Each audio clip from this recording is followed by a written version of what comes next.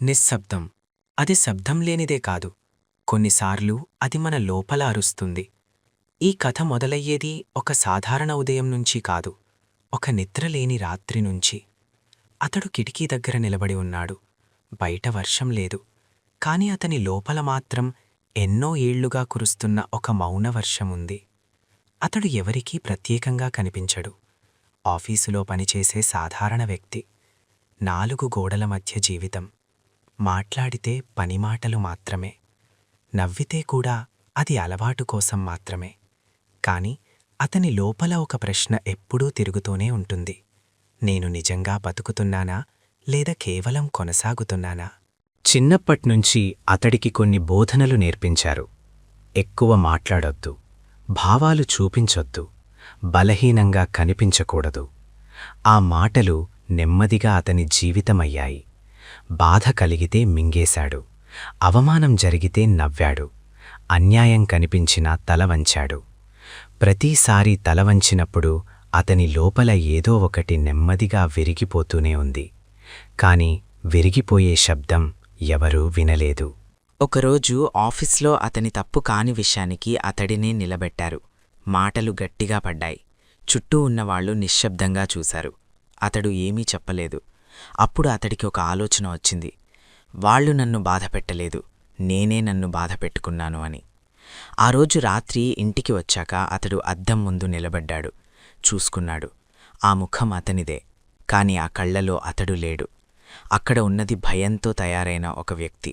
ఆ తర్వాత నిద్ర తగ్గింది. ఆలోచనలు పెరిగాయి. రాత్రి 2 గంటలకి ఒకే ప్రశ్న: ఇలానే చనిపోవాలా? అది చావు గురించి కాదు, బతికుండగానే చచ్చిపోవడం గురించి. అతడు ఎవరితోనూ మాట్లాడలేదు, ఎందుకంటే ఎవరూ అర్థం చేసుకోరు అని అతడే నిర్ణయించుకున్నాడు.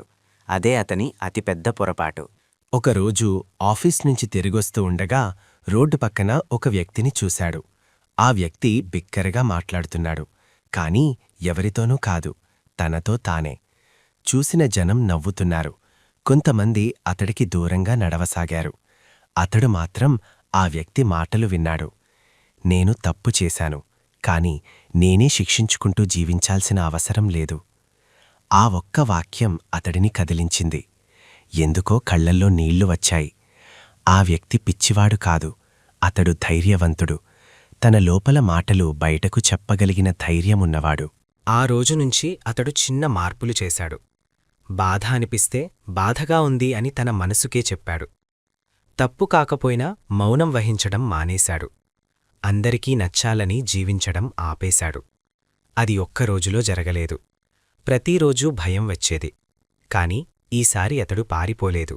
మళ్లీ అదే ఆఫీసు, మళ్లీ ఒక ఆరోపణ. ఈసారి అతడు లేచాడు. గొంతు వణికింది, కాళ్ళు కంపించాయి, కాని మాట ఆగలేదు. ఇది నా తప్పు కాదు, నిజమిది అన్నాడు ధైర్యంగా. ఆ మాటలు చిన్నవే, కాని అతని జీవితంలో అవి అతిపెద్దవి. ఆ రోజు ఎవరూ చప్పట్లు కొట్టలేదు, ఎవరూ హీరో అని అనలేదు. కాని అతడు తనను తాను చూసుకున్నాడు. ఈసారి అద్దంలో తను కనిపించాడు. అతడు ఇంకా సంపూర్ణంగా మారలేదు. బాధ పూర్తిగా పోలేదు. కాని ఒక విషయం మారింది. ఇక అతడు తన మౌనాన్ని తన శత్రువుగా చూడడం మానేశాడు. అది ఒక హెచ్చరిక అని అర్థం చేసుకున్నాడు.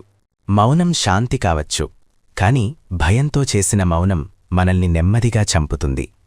మన బాధను మనమే చిన్నదిగా భావిస్తే ప్రపంచం ఇంకా చిన్నదిగా చూస్తుంది. మాట్లాడటం బలహీనత కాదు, భావాలనొప్పుకోవడం ఓటమి కాదు, మనకోసం మనమే నిలబడటం అహంకారం కాదు, అది జీవితం.